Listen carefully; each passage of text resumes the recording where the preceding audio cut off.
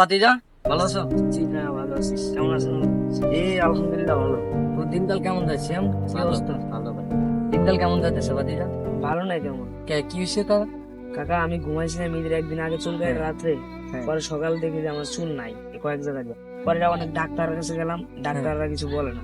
কারণ এই রোগ থেকে মুক্তি পাইতে আপনার তো চ্যানেল আছে ইউটিউব, হ্যাঁ। যদি পারেন মানে কি কোনো বড় ডাক্তার যদি পারে, টাকা যতই লাগুক, আমি এই রোগটা থেকে মুক্তি চাই, বুঝছেন? মানে কি সমস্যা এমনি? মানে দেখেন এই তো এই জায়গা থেকে ও, এইগুলা তো মানে কি উঠে আইতেছে, চুল কি উঠে আইতেছে? হ্যাঁ, চুল উঠে আর হইতেছে না? না। তো মাথাও তো আবার ইয়ে করতে হয়। হ্যাঁ, মাথা সাইজে ফেলছে। এক বন্ধু আমাকে বলছিল হ্যাঁ। যে তুমি চুলগুলা কেটে ফেলো, পরে আমি কেটে ফেললাম।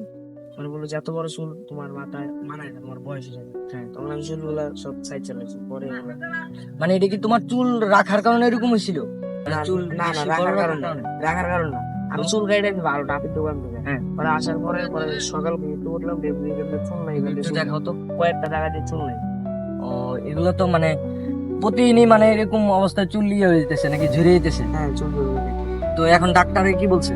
ডাক্তার বলছে যে এটা মানে ওনার সম্ভাবনা 100% থেকে 20% আছে, 80% নাই। দর্শক দেখলেন, এই যে আমার ভাতিজার এই মাথার চুল উঠে যেতেছে, এই এখন ভাতিজা মানে খুব এই রোগ নিয়ে খুব বিভ্রান্তর মধ্যে আছে। তো আপনাদের জানা কেউ যদি এরকম অভিজ্ঞ ডাক্তার থাকে তো জানাবেন আমাদেরকে, এই রোগের থেকে কিভাবে মুক্তি পাইতে পারে আমার ভাতিজা। তো ভাতিজা ভালো থাকবা।